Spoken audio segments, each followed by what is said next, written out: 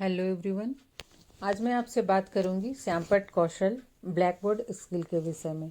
शिक्षा का चाहे वो कोई भी स्तर हो, प्राथमिक, माध्यमिक, उच्च स्तर की शिक्षा, प्रत्येक स्तर पर शिक्षण प्रक्रिया में श्यामपट्ट का उपयोग किया जाता है, जिससे कि अपने शिक्षण प्रक्रिया को अधिक प्रभावशाली बनाया जा सके।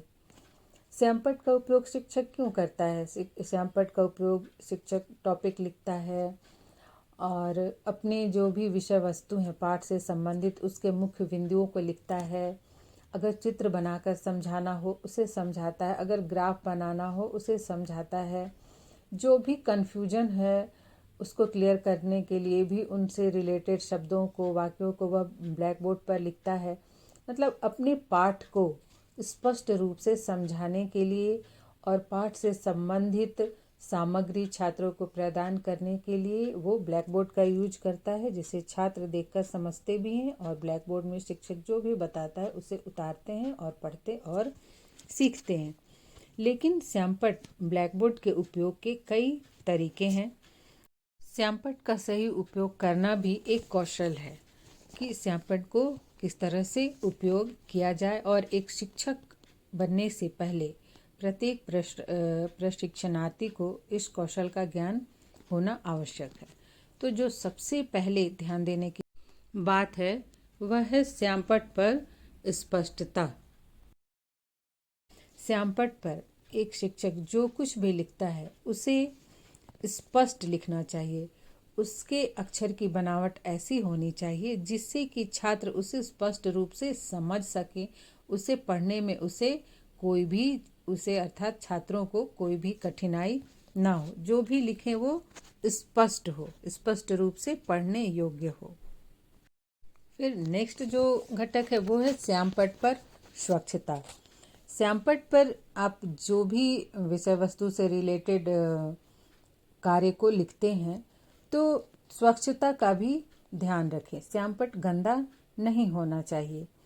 स्वच्छ रहने से स्वच्छ का अर्थ है क्लियर, कि हर एक विषय वस्तु को अलग अलग लिखें जिससे कि क्लियर हो कि कहाँ आपने भूमिका लिखा है या कहाँ आपने परिभाषा लिखी है, कहाँ आपने उदाहरण दिया है, कहाँ आपने चित्र बनाया है। जो कंपोनेंट है वह है शब्दों का आकार। ब्लैक बोर्ड पर जब शिक्षक लिखता है तो उसे शब्दों के आकार को ध्यान में रखना चाहिए। शब्दों का जो आकार है वो ना तो बहुत बड़ा होना चाहिए और ना ही छोटा होना चाहिए, क्योंकि अगर आप बहुत बड़े अक्षर में लिखेंगे तो ब्लैक बोर्ड आपका तुरंत ही भर जाएगा, और अगर आप बहुत छोटे अक्षर में लिखेंगे तो जो पीछे बेंच में बैठे हुए स्टूडेंट हैं उनको स्पष्ट दिखाई नहीं देगा। तो इसलिए जो शब्दों का आकार है वो ना तो बहुत बड़ा हो और ना ही बहुत छोटा हो। इतना हो उसका आकार ऐसा हो जिससे कि पीछे बेंच पे बैठे हुए छात्र भी उसे आसानी से देख सकें और लिख सकें। नेक्स्ट है कार्य का औचित्य।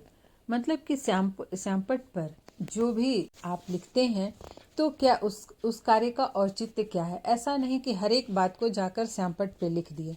श्यामपट्ट पर कुछ मुख्य बिंदुओं को लिखा जाता है, या फिर समझाने के लिए आवश्यक हो कुछ तो उससे संबंधित चित्र, ग्राफ, नक्शे इत्यादि बनाए जा सकते हैं।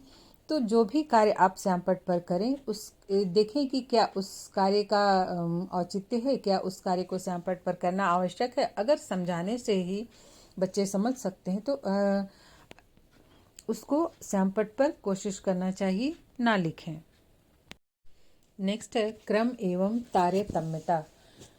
ब्लैक बोर्ड पर आप पढ़ाते समय जो भी लिखते हैं उसमें उसका एक क्रम होना चाहिए और वो तारतम्यता भी उसमें होनी चाहिए। जैसे एक उदाहरण से आप लीजिए कि अगर आप पढ़ाते हैं बिरसा मुंडा तो सबसे पहले ब्लैक बोर्ड पर टॉपिक का नाम लिखेंगे बिरसा मुंडा, फिर उनका जीवन परिचय में उनका जन्म, फिर उनके माता पिता का नाम, फिर उनकी शिक्षा दीक्षा, फिर उनका विवाह, फिर उनके जीवन के क्रियाकलापों के विषय में, उनके योगदान के विषय में लिखेंगे। तो इस तरह से एक तारतम्यता होनी चाहिए। ऐसा नहीं है कि पहले उनके जीवन से संबंधित बातें बताएं और तब फिर उनका जीवन परिचय दें, तो ये गलत होगा। तो इसलिए ब्लैक बोर्ड में जो भी आप लिखें वो क्रम में होना चाहिए। नेक्स्ट जो है वो है रंगीन चौक का प्रयोग। तो श्यामपट्ट का उपयोग शिक्षण के समय करते वक्त कुछ मुख्य बिंदुओं को दर्शाने के लिए या चित्र बनाने के लिए या फिर नक्शा बनाने के लिए या ग्राफ बनाने के लिए रंगीन चौक का प्रयोग करना चाहिए, जिससे आपका जो ब्लैक बोर्ड कार्य है वो आकर्षित हो और बच्चे भी उसे देखने में रुचि लेते हैं। और साथ साथ मुख्य बिंदुओं को रेखांकित भी करना चाहिए। नेक्स्ट है डस्टर का प्रयोग। ब्लैक बोर्ड पर लिखते समय कुछ गलती हो जाए तो या फिर ब्लैक बोर्ड कार्य को मिटाना हो तो कभी भी इसके लिए हाथ का उपयोग नहीं करना चाहिए, इसके लिए डस्टर का उपयोग करना चाहिए। और डस्टर हमेशा लेफ्ट हैंड में, बाएं हाथ में होना चाहिए और राइट हैंड से लिखने का काम करना चाहिए। और जो मिटाते हैं तो वो टॉप टू बॉटम होना चाहिए। अगर आप left to right blackboard rub करेंगे तो जो भी चौक का चूना होगा वो आपके बॉडी पर गिरेगा और आपके कपड़े गंदे हो सकते हैं। ब्लैक बोर्ड का इस्तेमाल करते समय कुछ और भी बातों का ध्यान रखना चाहिए कि कभी भी लिखते समय ब्लैक बोर्ड के सामने खड़ा नहीं होना चाहिए, क्योंकि इससे जो छात्र हैं उनको लिखने में परेशानी होती है। और साथ साथ जब ब्लैक बोर्ड पे लिखे तो 45 डिग्री के एंगल में ही खड़ा होना चाहिए। और कहीं कहीं ब्लैक बोर्ड का जो साइज होता है वो बहुत ही बड़ा होता है, तो ऐसे में क्या करना चाहिए, ब्लैक बोर्ड को 2 भाग में बांट लेना चाहिए और सबसे पहले भाग में आप लिखें और फिर दूसरे भाग में लिखें। इसका एक ये भी फ़ायदा है कि अगर आपको ब्लैक बोर्ड वर्क अधिक करना हो तो आप पहले भाग में ब्लैक बोर्ड वर्क कर लेंगे, फिर दूसरे भाग में करेंगे, जिससे और स्टूडेंट्स पहले भाग को लिखेंगे, तब तक आप दूसरे भाग में लिखेंगे और इस तरह से आपको भी लिखने में आसानी होगी और आपके समय की भी बचत होगी। नहीं तो फिर आपको तब तक इंतज़ार करना होगा जब तक छात्र आपके ब्लैक बोर्ड कार्य को उतार ना लें। कक्षा की समाप्ति पर अंतिम बात जो श्यामपट्ट के उपयोग में ध्यान रखने की है वो ये कि क्लास से निकलने से पूर्व श्यामपट्ट को साफ कर देना चाहिए। श्यामपट्ट में जो भी कार्य आपने किया उसे मिटा देना चाहिए, जिससे कि नेक्स्ट क्लास में जो भी शिक्षक आए तो उसे श्यामपट्ट को साफ करने के लिए अतिरिक्त समय ना देना पड़े। इससे शिक्षक को परेशानी होती है। इसलिए जब भी क्लास की समाप्ति हो तो श्यामपट्ट कार्य को जरूर साफ करके निकलना चाहिए।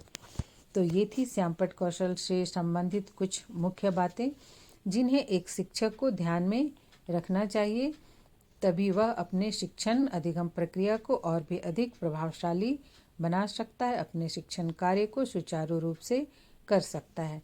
अब नेक्स्ट वीडियो में हम बात करेंगे व्याख्या कौशल की और उद्दीपन कौशल की।